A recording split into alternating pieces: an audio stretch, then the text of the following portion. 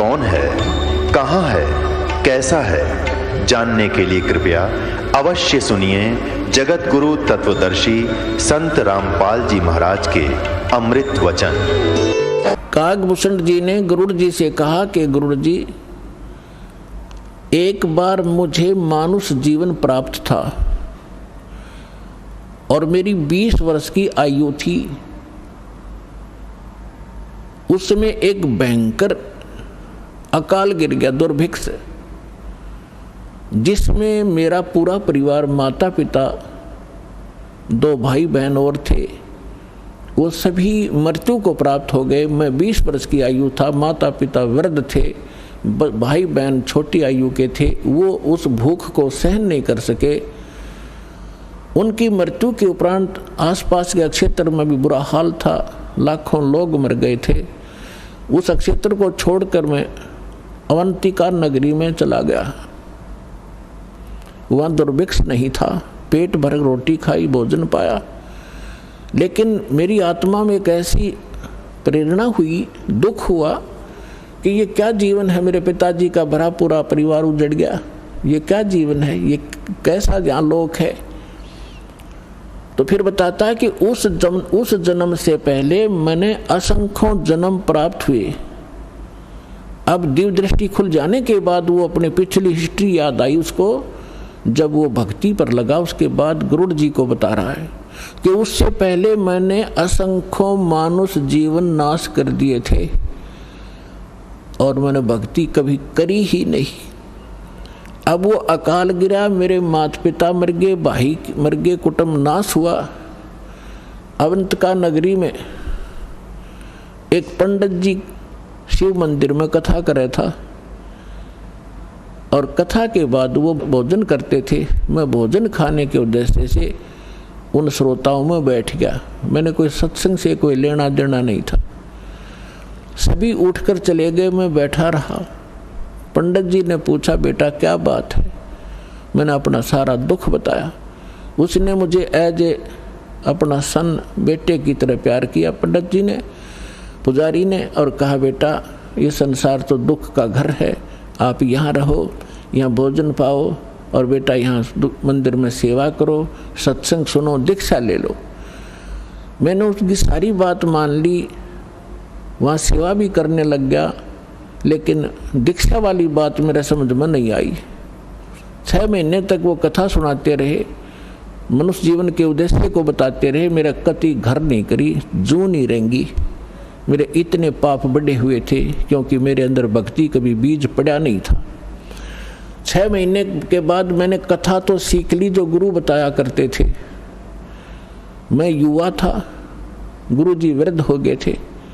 मैं श्रोताओं को गुरु जी की अब्सेंस में, अनुपस्थिति में वो कथाएं सुनाने लग गया। सुरीली आवाज़ थी, युवा शरीर था।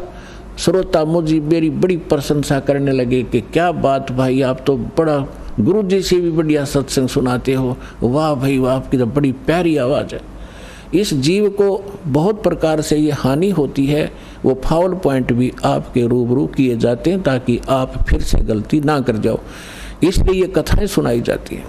अब उन श्रोताओं की प्रशंसा से मेरे अंदर हवा भर गई, मैं अभिमानी हो गया, अहंकार भर गया। एक दिन गुरुजी आए, मंदिर में पूजा के उद्देश्य से बाहर से आए और मैं श्रोताओं के बीच में बैठा था, प्रशंसा सुन रहा था। मैंने गुरुजी को बैठे बैठे ही दर्शन कर लिए, प्रणाम भी नहीं करा, बस यूं देख लिया। जबकि गुरुजी को खड़ा होके मैं खड़ा नहीं हुआ। मान बढ़ाई का मारा कि मेरी बेइज्जती हो जाएगी जब मैं खड़ा हो गया था, क्योंकि प्रशंसक सामने बैठे थे।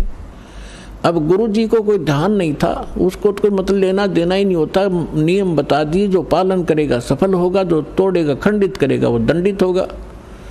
गुरुजी जाकर मंदिर में अपनी पूजा अर्चना करने लग गए। आकाशवाणी हुई उस मंदिर में और भगवान शिव के पुजारी थे वो पंडित जी। आकाशवाणी हुई, भगवान शिव ने कहा कि रे धुरत, तेरे को 1 लाख वर्ष के लिए नरक में डालूंगा। ये आकाशवाणी सुन ली गुरुजी ने। अपनात्मा परमात्मा कबीर साहब कहते हैं बहुत प्यारा बालक माँ का। गुरु पिता को अपना बेटा या बेटी बहुत प्यारी होती है, लेकिन माँ को पिता से भी कई गुना और प्रेम बच्चों में होता है, स्वाभाविक है। और कहते हैं गुरु जी को उससे भी 100 गुना होता, माँ से भी ज़्यादा 100 गुना प्यारे होते अपने शिष्य। उनके भविष्य के बारे में वो इतना चिंतित रहता है। कहते हैं बहुत प्यारा बालक माँ का, उनसे बढ़कर शिष्य गुरुओं का। तो यहाँ गुरुजी ने जब सुना कि कागभूषण को, उसका नाम कुछ अन्य था, कि भगवान शिव कैसे नाराज हो गए इस बालक पर, क्या गलती की, वो एकदम छोड़कर पूजा को आया कि बेटा क्या गलती की तूने, अक्षमा याचना कर। रे बालक दर शिव का ध्याना, ताते बख्शे तेरे प्राणा। तो गुरुजी ने प्रार्थना की, हे भगवान शंकर, हे महाराज, क्या गलती होगी आपके बच्चे से, माफ़ करो बालक है, माफ़ करो बालक है। तब आकाशवाणी हुई कि इस धूर्त ने मेरे भक्त की इंसल्ट की है। जब ये गुरु के साथ ऐसा व्यवहार कर सकता है तो मेरे साथ कैसा करेगा। पुण्यात्माओं, परमेश्वर कबीर जी भी कहते हैं कि गुरु गोविंद कर जानियो, रहियो शब्द समाए, मिले जब दंडवत बंदगी, नहीं तो पल पल ध्यान लगावे। गुरु मानुष कर जानते ते नरक ये अंध, हुआ दुखी संसार में फिर आ गए यम के फंद। तो शंकर भगवान ने कहा कि इस धूर्त ने जब ये गुरु की बेइज्जती कर सकता है तो मेरे लोक में आकर ना जाने क्यों धुमसता रहेगा। ऐसे धूर्त की मुझे आवश्यकता नहीं है, इसको नरक में ठोकूंगा 1 लाख वर्ष के लिए। अब गुरुजी ने फिर कई घंटों तक प्रार्थना की, आपका बालक है, बच्चा है, क्षमा करो दाता, कुछ हल्की सजा करो इसकी। तब उसने कहा कि भाई देखो, मेरा वचन खाली नहीं जागा, जो बोल दिया ये वापस मैं ले नहीं सकता, इसको नरक में तो रहना पड़ेगा, लेकिन वहाँ यमदूतों से इसको कष्ट नहीं होने दूंगा। अब कागभूषण कहता, फिर मेरी कुछ समय के बाद मृत्यु होगी, मुझे 1 लाख वर्ष तक नरक में रहना पड़ा, लेकिन वहाँ यमदूतों ने भगवान शंकर की आज्ञा से मुझे कष्ट नहीं दिया, लेकिन रहना पड़ा नरक में। अब उदाहरण के लिए दास आपको सुनाता है कि जैसे कोई वर्तमान सरकार का मंत्री है और मंत्री का कोई मित्र है, उसकी किसी कारण से जेल हो जाती है, तो वो मंत्री उसको जेल से नहीं छुड़वा सकता। वहाँ के कर्मचारी अधिकारियों को, जेल सुप्रिटेंडेंट को कह देगा कि इसको कुछ नहीं कहना, तो रहेगा जेल में, लेकिन वहाँ वो उसको सज़ा कुछ नहीं, उसको दिक्कत कुछ नहीं करेंगे। तो वह सज़ा तो होएगी, वह दिक्कत हो या ना हो, कहने का भाव ये। तो फिर ये कागभूषण क्या बताता है कि उसके बाद मैं 1 लाख वर्ष यम उस नरक न भोगे के फिर मेरा जन्म हुआ। तो एक लोम उसमें मेरा भक्ति बीज गिर गया, वो उस जन्म में, उससे पहले मेरा भक्ति बीज पड़ा नहीं था। उसके बाद फिर देखो, कहते मेरा जन्म हुआ, भक्ति की प्रेरणा बनी रही, इधर उधर भटकता रहा, संतों के पास गया, और जैसे कुछ संतों से ऐसा वैसा ज्ञान सुना कि भगवान तो निराकार है, निर्गुण है, उसी की भक्ति करनी चाहिए, सरगुण की भक्ति से कोई लाभ नहीं है। ये मेरे आत्मा में अन्य संतों से ज्ञान ग्रहण करके घर कर गई थी। अब बात एक दिन लोमस ऋषि कथा कर रहे थे, वहाँ जाकर मैं कथा सुनूं था, और लोमस ऋषि जी सरगुण के ऊपर कथा कर रहे थे, सरगुण भगवान के ऊपर। तो मैंने कहा कि ऋषि जी, सरगुण तो सब नाश हो जाए, मैं तो हूँ निर्गुण का अधिकारी, मुझे तो निर्गुण कथा सुना भगवान की। लोमस ऋषि ने बहुत से प्रमाण दिए कि बेटा, सरगुण बिना निर्गुण क्या गावे। अगर भगवान को आपने सरगुण में नहीं देखा तो निर्गुण का क्या लाभ उसका। अब जैसे वृक्ष बीज के माही है, जैसे वृक्ष बीज के अंदर वृक्ष होता है, जैसे वृक्ष बीज सब ठोरा, जब उग गए तब दिखे मोरा। एक आम का गुठली है, और वह गुठली के अंदर वो आम निर्गुण रूप में है, निराकार समझो, जैसे तुम निराकार कहते हो। तो उस निराकार का क्या करेगा? आम का तो ये बता देंगे इस गुठली में आम है, पेड़ है, पूरा वृक्ष है इसके अंदर। तो इसके बताने से तुझे क्या लाभ हुआ?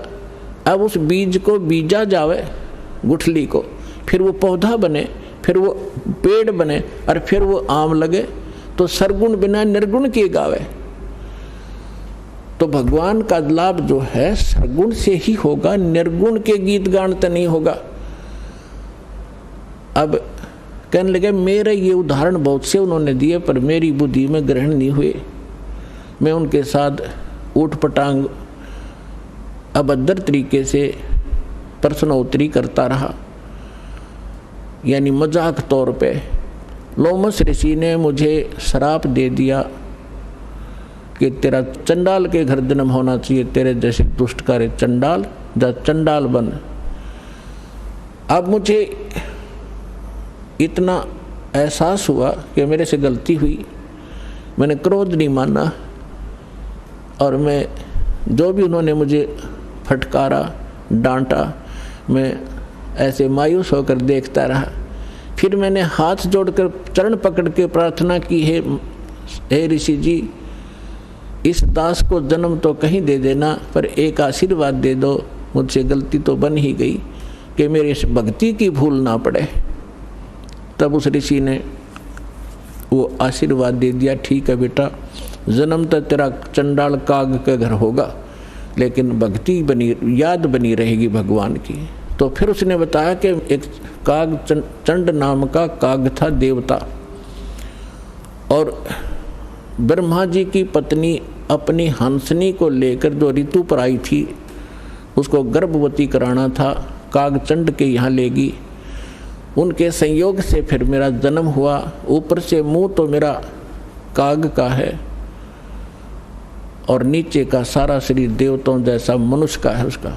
तो कहने का भाव दास का ये है। फिर क्या बताया उसने कि फिर जो मुझे आज जो वस्तु मिली, जो भक्ति मिली, एक जोगजीत नाम के संत मिले, ये परमात्मा थे।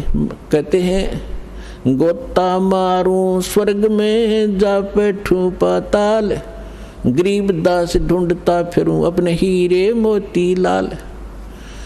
कहते फिर जोगजीत नाम के एक संत मिले, वही परमात्मा स्वयं संत रूप में कहीं भी प्रकट हो जाते हैं।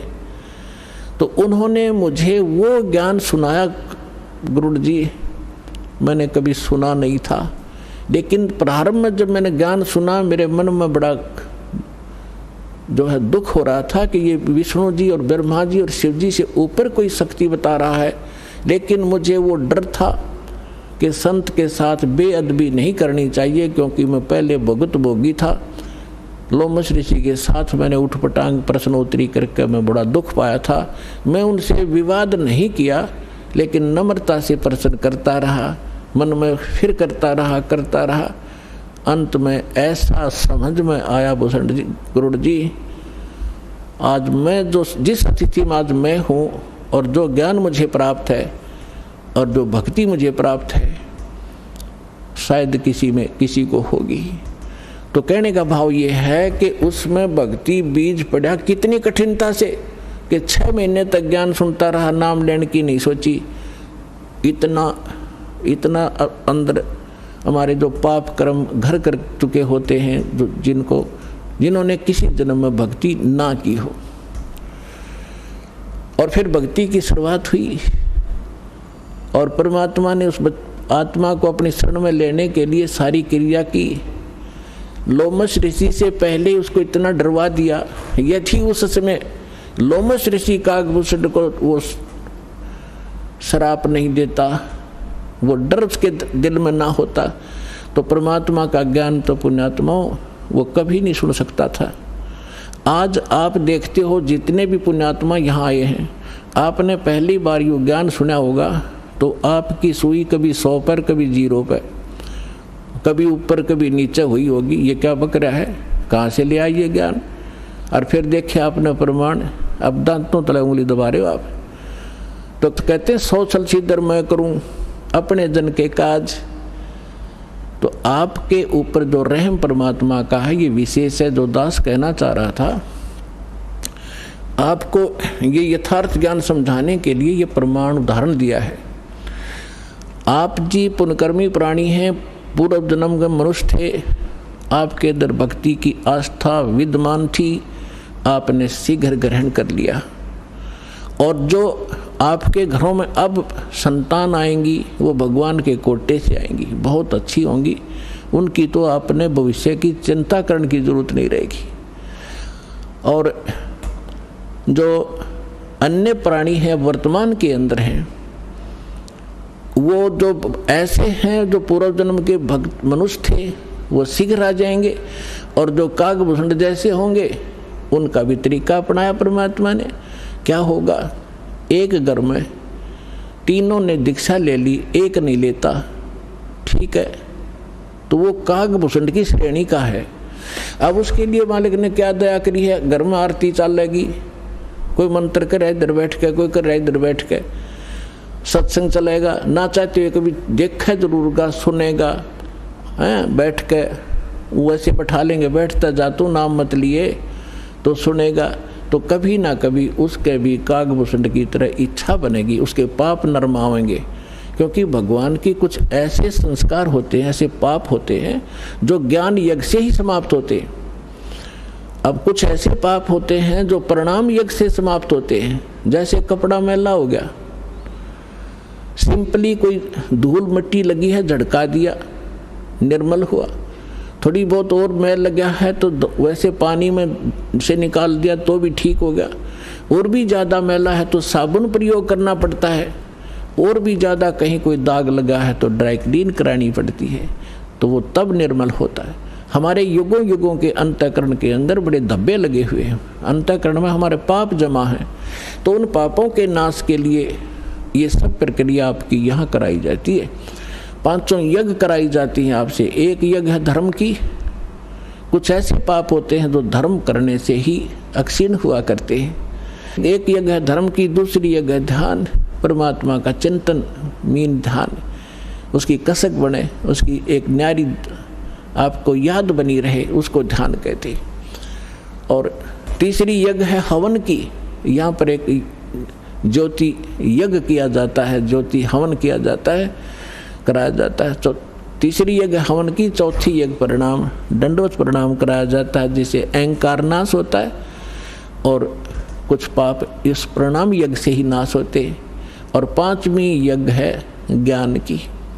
इस ज्ञान के सुनने से, कथाओं के सुनने से भी आपके बहुत से पाप अक्षीण होते हैं। अब जिस व्यक्ति को आप प्रारंभ में चर्चा करते हो परमात्मा की, तो वो नहीं ग्रहण करता, उठ के चल पड़ता है। कबीर साहब कहते हैं, कबीर पिछले पाप से हरि चर्चा ना सुआवे, और कै ऊँगे कै उठ चले ना और बात चलावे। जैसे किसी कर्महीन प्राणी से, संस्कारहीन प्राणी से आप भगवान की चर्चा करने लगते हो, और वो आपका विशेष मित्र भी हो, विशेष नाती भी हो। अब जो ऐसा वैसा व्यक्ति होगा तो 2 बात सुनते उठकर चला जाएगा, ठीक है मैं फिर आऊँगा, मुझे काम जरूरी है, क्योंकि उसको वो अच्छा नहीं लग रहा, उसको सुहा नहीं रही। और कोई ऐसा मित्र होगा कि उठ नहीं सकता तो नींद आने लग जाएगी, लटके लेगा थोड़ी देर में। या फिर कोई विषय बदल देगा कि सुन मेरी बात सुना, सा है वहाँ फलाना था, सा फलाना था, वहाँ जाना है, वहाँ चलेगा। वो सुन ही नहीं सकता, क्योंकि उसको वो अच्छा नहीं लग रहा। तुलसीदास जी कहते हैं, तुलसी पिछले पाप से हरि चर्चा ना भावे। भावा माने अच्छी नहीं लगे। जैसे कहते हैं मैंने, मुझे रोटी नहीं भाती, मुझे नहीं अच्छी लगती। तुलसी पिछले पाप से हरि चर्चा ना भावे, और जैसे जवर के वेग से भूख विदा हो जा। अब जिस व्यक्ति को बुखार हो गया हो, जवर हो जा, मलेरिया, तो उसको कोई भी पदार्थ है वो कड़वा लगता है, महसूस होता है। जैसे रोटी खाएगा, एक टूक एक ग्रास नहीं खा सकता, वो कड़वा लगता है, थूकने को दिल करता है। ना काजू खा सकता, ना किशमिश खा सकता। मनुखा दाग को भी कड़वी बताता है। अपने आत्माओं ना मनुखा दाग कड़वी है, ना वो भोजन कड़वा है, ना खीर कड़वी है। कड़वा क्या है कि उसके बुखार ने, जवर ने, टेम्परेचर ने उसके शरीर की व्यवस्था इतनी बिगाड़ दी कि उसको मीठी वस्तु भी कड़वी लग रही है। अब उसका ट्रीटमेंट क्या है, उसका विकल्प क्या है कि उस मलेरिया बुखार को नरम करना पड़ेगा। बुखार उतरे बिना वस्तु स्वादिष्ट लगे नहीं। अब रोटी कड़वी लग रही है, मनुखा दाख कड़वी लग रही है, तो उसका ट्रीटमेंट क्या है? कड़वी गोली ही खानी पड़ेंगी कुनीन की, और ना चाहते भी खानी पड़ेंगी। और उनके खाने से फिर वो जबर ठीक होगा। जब जबर उतर जाएगा और फिर देखना, सूखी रोटी सब्जी छोड़ भूख लगेगी। जब घर वाले कहें सब्जी बना दो ना, रोटी दे फटाफट, सब्जी तो फिर देखूंगा। और पहले सब कुछ आगे रख देते थे तो भी खाने को दिल नहीं करता था। ठीक इसी प्रकार जो प्रथम बार जिसके ऊपर परमात्मा रजा बख्शते हैं किसी भी कारण से, किसी की माध्यम से सत्संग सुनाने की, तो वो ऐसा व्यक्ति जिसके पिछले पाप कर्म घने बढ़े हुए हैं, तो उसकी आत्मा के अंदर उस जबर के कारण उस मीठी वस्तु परमात्मा की चर्चा ग्रहण करने का वो व्यवस्था नहीं है, वो खराब हो चुकी है। तो उसके लिए क्या तरीका है कि ना अच्छी लगे तो भी सत्संग में बैठा रहे और सुनता ही रहे, जैसे कैसे भी सुनता रहे, चाहे अच्छी लगो या ना लगो। तो उस परमात्मा के वचन में, परमात्मा की वाणी में इतनी शक्ति है कि वो ना सुने, चाहे वहाँ वैसे बैठा रहे, और चाहे वो सो भी जहाँ आरती चल रही हो, बाल जैसे कोई लेट गया, नींद आ गई, चलो लेट जा, सत्संग चल रहा है तो बैठ गया, बैठा रहे, चाहे कुछ भी सोचता रहे, ना सुने, चाहे दूसरे कमरे में बैठ जा लेकिन कानों में ये सुनती हो, तो वहाँ भी असर करेगी ये वाणी। उसके शरीर के पाप को, अंतःकरण के वो पाप काट दिए जाएं, कट जाएंगे जो ज्ञान यज्ञ से कटने होते हैं। अब जैसे एक पहले क्या होता था, सभी उपचार आध्यात्मिक तरीके से होते थे। वो भक्ति तो उनके पास थी नहीं, साधु संतों के पास। जनता में खाना रोटी प्राप्त करने के लिए वो क्या करते थे, कोई जंतर मंत्र सिद्ध कर लेते थे। कोई तो सांप का, सर्प का जहर उतारने का मंत्र सिद्ध कर लिया, किसी ने बिच्छू आदि का जो जहर विष उतारने का मंत्र सिद्ध कर लिया, किसी ने कोई जाड़ जोड़ झाड़न का मंत्र सिद्ध कर लिया। ये कोई मोक्ष मार्ग तो नहीं था उनके पास, पर ऐसे सिद्धि कर लेते थे। तो जैसे एक सर्प का विष उतारने वाला व्यक्ति एक मंत्र सिद्ध कर लेता है, और जिसको सर्प ने डस रखा है वो अचेत पड़ा है, बेहोश पड़ा है, और वो जो सर्प का विष उतारने वाला व्यक्ति एक मंत्र बुदबुदाता है, बोलता है। वो अचेत व्यक्ति ना उसको सुन पा रहा है, ना समझ पा रहा है, और तो भी वो अपना काम कर रहा है, उसके विष को उतार देता है। वो व्यक्ति सचेत हो जाता है, उसका जीवन दान हो जाता है। ठीक इसी प्रकार परमेश्वर की जो अमर वाणी है कबीर साहब और गरीबदास जी की, और उन महापुरुषों की जिनको भगवान मिले हैं, उनकी वाणी स्वसिद्ध होती है, उसको सिद्धि करने की आवश्यकता नहीं होती। और उस वाणी का उच्चारण जहाँ भी हो रहा हो, वहाँ चींटी पर भी, पशु पक्षियों पर भी, पेड़ पौधों पर भी उनका असर हो रहा है। वो दूसरी बात है कि उनके वो धीरे धीरे असर होगा, पेड़ पौधों पर बहुत देर में होगा, पशु पक्षियों पर उनसे शीघ्र होगा, और मनुष्य पर पशु पक्षियों से भी शीघ्र होगा उसका। और उसके बाद फिर वो जो व्यक्ति टर्न वाइज मनुष्य जीवन प्राप्त है, उनको भी परमात्मा इस विधि से अब अपने चरणों में लेंगे। तो जब धर्मदास जी को परमात्मा ने कहा कि भाई अभी ये मूल मंत्र और मूल ज्ञान, ये सार नाम अपने परिवार को भी मत बताना, अब धर्मदास जी को चिंता बनी। धर्मदास जी ने कहा, चिंता बनी कि हे भगवान, मेरे को आपने 42 वंश का आशीर्वाद दे दिया, क्योंकि धर्मदास जी एक अच्छी आत्मा थे, लेकिन संसार के व्यवहार में वो घनाग्रस्त था। पहले उनको एक पुत्र था नारायण दास, और नारायण दास निकम्मा था, काल का दूत था। उसने परमात्मा के ज्ञान को ग्रहण नहीं किया, एक भी वचन सुना नहीं, उठकर चला जाता था।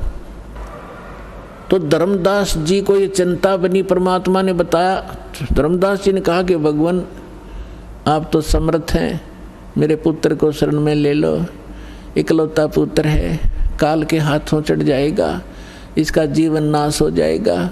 तो परमात्मा ने कहा, धर्मदास ये खुद ही काल का दूत है, तेरे घर पर भेज दिया, क्योंकि काल को पता था आप एक अच्छी आत्मा हो, और अच्छी आत्मा के घर पर एकादा यो ऐसा व्यक्ति कोई कारण बनाकर काल भेज ही देता है। तो परमात्मा ने लास्ट में अपनी दिव्य दृष्टि देकर धर्मदास जी को उसके पुत्र नारायण दास की वास्तविकता दिखा दी। विकराल चेहरा, लंबे लंबे दांत, ओछा माथा। तो परमात्मा ने कहा कि ये दूत आया हुआ है, काल का स्पेशल भेजा हुआ है तेरी भक्ति नाश करने के लिए। इस बात से धर्मदास चिंतित हो गया कि हे भगवान, ये तो सचमुच, ये तो लड़के के कवर में मेरा दुश्मन बैठा है। फिर उसको चिंता हुई कि हे भगवान, 82 साल की उम्र होगी और अब क्या होगा, और ये तो काल का वंश चल गया मेरे से और पाप का भागी हो गया मैं। तो परमात्मा ने कहा कि ऐसे व्यक्ति का वंश नहीं चला करता। तो परमात्मा बोले, जी इसका नहीं चलेगा तो मेरा भी वंश नाश हो गया। हे भगवान, अब क्या होगा, मेरा क्या होगा, मेरा वंश कैसे चलेगा। तो परमेश्वर ने कहा कि तू चिंता ना करे, तेरे को 42 पीढ़ी दे दी मैंने, तेरा 42 पीढ़ी तक वंश चलेगा। तब धर्मदास जी कहने लगे, इस काल का वंश चलेगा भगवान, इससे अच्छा तो ना चले। यो परमात्मा बोले, नहीं, मैं और तेरे को एक पुत्र दूंगा, उससे तेरे 42 पीढ़ी वंश चलेगा। ये अब इन्होंने गलत व्याख्या कर रखी है, कबीरपंथी जो दामा खेड़ा वालों ने एक भ्रमणा फैला रखी है कि जो दामा खेड़ा की गद्दी से नाम लेगा उसका ही मोक्ष होगा। कबीर साहब ने 42 पीढ़ी को आशीर्वाद दे रखा है, 42 पीढ़ी को नाम देने का आशीर्वाद नहीं दे रखा। धर्मदास की चिंता मिटाने के लिए ये कहा था कि तेरे को 42 पीढ़ी का वंश दे दिया, तेरा वंश चलेगा और मोक्ष उसका होगा जो सद्भक्ति करेगा, पूरे संत मेरे अधिकारी संत से लेगा। तो फिर उसको 10 महीने के बाद एक चूड़ामणि उर्फ मुक्तामणि नाम का एक पुत्र उसकी पत्नी से जन्म हुआ परमात्मा के आशीर्वाद से। उनसे फिर उनकी ये 42 वंश चले। फिर धर्मदास जी को चिंता हुई, परमात्मा ने कहा कि अपने वंशजों को भी ये मूल ज्ञान नहीं बताना, मूल मंत्र नहीं बताना, सार नाम नहीं देना। अब धर्मदास जी ने फिर कलेजा पकड़ लिया और बैठ गया चिंता करके। परमात्मा बोले, क्या बात होगी भक्त? कहने लगे, क्या बताऊं गुरुजी, क्या बताऊं भगवान, आपने तो ऐसी प्रतिज्ञा करा दी कि मेरे वंशजों को भी नाम नहीं देना, सार नाम नहीं देना, सार नाम बिन मुक्त नहीं हो सकते, सतनाम भी नहीं बताना। आप कह रहे हो कि पहला पहला मंत्र देना, इनका मुक्ति क्यों करोगी भगवान? लाला जी था वो सेठ, धर्मदास जी बनिए के घर जन्म था उसका, वैश्य था। अब टोटे नफे को गणासी घर समझा था वो, तो उसको चिंता बन गई है, भगवान वंश तो दे दिया आपने, इनका ये पार क्यों करोगे? तब परमात्मा ने कहा कि तू चिंता ना करे, जब कलयुग के अंदर आगे चल के धर्मदास एक भक्ति समय आवेगा और उस समय सभी पार होंगे और मैं फिर आऊँगा और तेरे वंशजों को जो मंत्र दे दिया और ये मेरी वाणी पढ़ते रहेंगे ज्ञान यज्ञ, इससे भी मानव शरीर प्राप्त हो जाते हैं, लेकिन मोक्ष नहीं होगा। तो आप ये प्रथम मंत्र अपने वंशजों को, तेरे वंशजों को प्रथम मंत्र देंगे और ये वाणी मेरी वाणी का पाठ करते रहेंगे, इससे इनको मानव शरीर प्राप्त होते रहेंगे। तब धर्मदास जी ने कहा जी फिर मानव शरीर का क्या बनेगा, जब सार नाम नहीं मिला, सतनाम नहीं मिला था, वो ज्ञान से परिचित हो चुका था वो। तब परमात्मा ने कहा कि आगे चल के जब ये भक्ति योग शुरू होगा तब मैं फिर आऊँगा और फिर तो सारी सृष्टि को पार करूँगा, तेरे बच्चे भी पार होंगे, तेरे वंशज भी पार होंगे। अब क्या बता रहे परमात्मा कि धर्मदास एक बार मेरा और इस काल का, यहाँ के किस ब्रह्मांड के मालिक ब्रह्म का एक संवाद हुआ था। इसने मुझसे प्रतिज्ञा करा ली थी कि 3 युगों में जीव थोड़े ले जाना और चौथे युग में आप कितने ही जीव मुक्त करा लेना। तो मैंने इसको तथा वस्तु कर दी थी, ठीक है जो तू कह रहा है वो मुझे स्वीकार है। तो फिर क्या बताया परमात्मा ने कहा कि फिर मैंने उससे कहा था कि जब चौथा युग, जब कलयुग आई तब हम अपना अंश पठाई।